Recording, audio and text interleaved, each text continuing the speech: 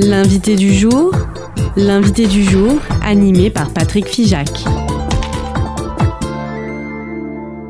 Alain Parayus, bonjour. Bonjour. On a l'habitude de te recevoir très régulièrement pour parler un petit peu de ces livres. Tu te qualifierais comme un écrivain du terroir ? Ah oui, non seulement je me qualifierais ainsi, mais j'y tiens. Je me sens profondément ancré, à la fois AN et EN dans ce terroir. Donc, le dernier ouvrage, L'obscure clarté des nuits sans lune, toujours publié chez cet éditeur de Boré, Oui. auquel tu es fidèle. Oui.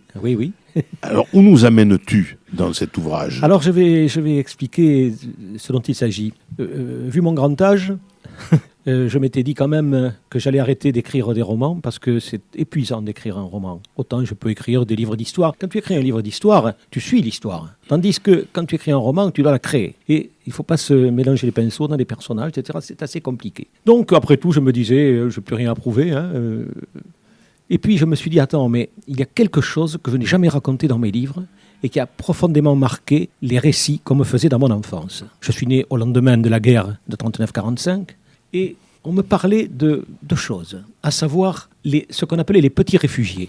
Les petits réfugiés, à savoir que dans nos familles paysannes, on n'avait peut-être pas la fortune, mais on n'a jamais manqué de quoi manger. Et il y avait soit la paroisse, soit le maire qui vous disait « vous allez recevoir un petit réfugié ». Chez mes grands-parents maternels, on a reçu une petite réfugiée. J'ai toujours entendu parler de Dédé Serrano, la petite réfugiée qui venait. Et dans la campagne, il y avait toujours du monde à table, donc un de plus, un de moins, oui. C'était pas important. Donc j'avais ça. Du côté de mon père, à Saint-Pierre-de-Buzet, ça a été des Juifs. Mais mon père ne l'avait jamais su. Comme mon père est mort assez tôt, il n'a jamais su. Il me parlait toujours de ce Jean-Marie Weiner qu'il avait eu. J'ai su après que c'était Jean-Marie Weiner, à Saint-Pierre-de-Buzet, 220 habitants, 22 Juifs cachés. Donc, il y avait cette histoire à raconter. Ce n'était pas tout. À la fin de la guerre, on a envoyé dans les familles paysannes, à titre de dommages de guerre, on a envoyé des prisonniers allemands. Je ne sais pas si vous imaginez cette cohabitation sortions quand même d'une période où les familles avaient été éprouvées. Certaines avaient déjà été éprouvées pendant la guerre de 14-18. Et là, qu'est-ce qui se passe ? On envoie ces prisonniers allemands qui vont travailler gratis, ils sont logés, nourrir, on doit les traiter le mieux possible. Mais imaginez quand même, il y a une densité psychologique dans cette cohabitation qui n'est quand même pas à négliger. Je me suis dit ça, quand je le raconte, beaucoup de gens ne le savent pas. Et je me suis dit, tiens, il faut que je raconte cette histoire. Et pour raconter cette histoire, je l'ai intégrée dans un sujet romanesque, à savoir l'histoire d'une jeune femme, une jeune fille, Séverine, elle est liée aussi à l'histoire de Buzet, puisqu'il y avait à Buzet une fabrique de crayons. Elle est la fille du directeur de l'usine de crayons. Elle s'amourache d'un fils de paysan. Sauf que 3 mois après le mariage, c'est la guerre. Il part. Et puis il ne revient pas. C'est terrible, Alain, parce que souvent, la guerre joue un rôle important dans tes romans. Mais je me disais que parfois, s'il n'y avait pas eu la guerre de 14-18 et la guerre de 39-45, je pense qu'un gros pan de la littérature et du cinéma n'aurait jamais existé. Et oui, ce sont les grands malheurs aussi. La littérature n'est pas faite de bonheur, surtout pas même. Les chants éternels, vous savez, Alfred de Musset, les chants éternels qui sont de purs sanglots. Oui. Maintenant, la phrase ne me revient pas, mais c'est ça. Les plus désespérés sont les chants les plus beaux et j'en sais d'éternels qui sont de purs sanglots. Voilà, la phrase m'est revenue. Oui, donc il faut bien une histoire tragique pour faire vivre un récit, une trame. Oui, et donc bien sûr il y a le récit et puis il y a aussi la profondeur des personnages que tu campes.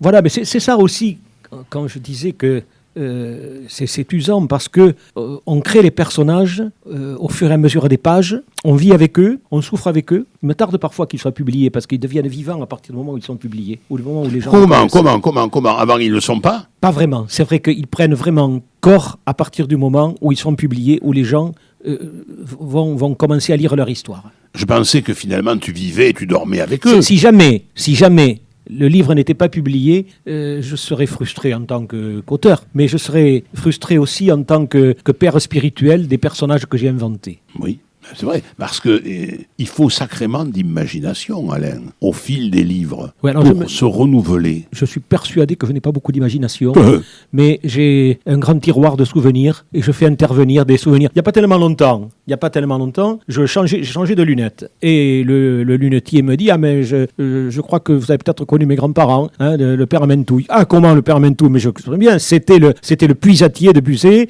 pêcheur professionnel. Mais dans mon dernier livre, vous irez voir, je lui ai réservé une page. Et bien voilà, j'ai une page qui est garnie avec l'histoire du puisatier de Buzet, pêcheur professionnel, fossoyeur également. Donc je l'avais connu, mais tu vois que j'ai pas eu besoin d'imagination puisque je me suis inspiré d'un personnage qui avait réellement existé. Et alors là, dans l'obscure clarté des nuits sans lune, de qui t'es-tu inspiré?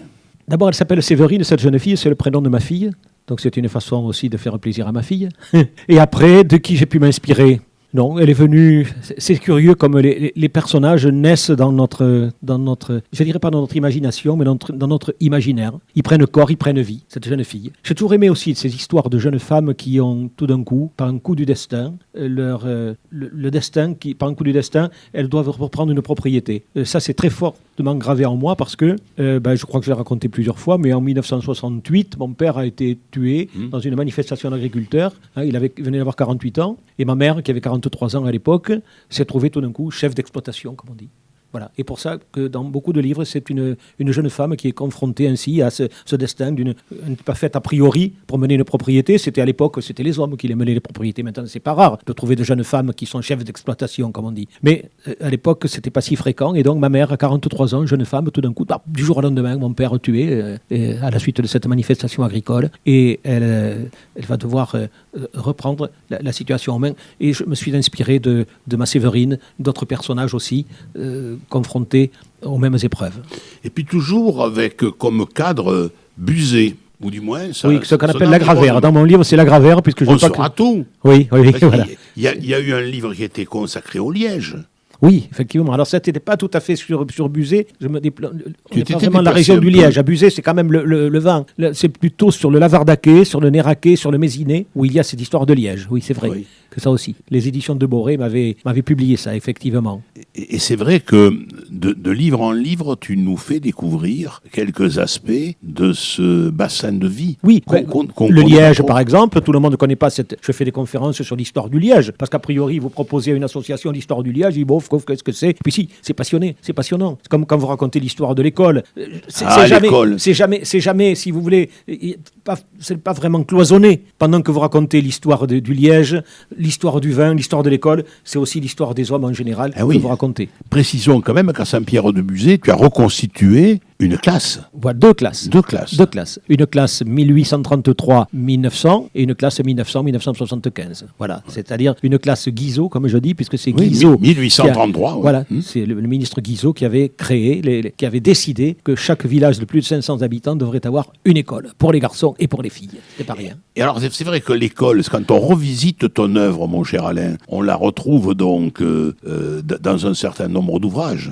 Oui, la pédagogie. Oui, bien sûr. Oui, il y a souvent dans le quel est ce livre, La Vigne et la Rose. La Vigne et la Rose qui se passe justement en 1833. La Vigne et la Rose, le destin de ce personnage qui est chassé de sa famille d'agriculteurs et qui du jour au lendemain doit se trouver une situation, mais il va se trouver une situation comme enseignant à ce moment-là et qui le reste de sa vie va hésiter entre l'enseignement, entre la terre et l'enseignement, entre la vigne et la rose. Pourquoi la rose, rosa, rosa, rosam, etc. Ça a été un petit peu ma propre existence. Oui, tout à fait. On revisite voilà.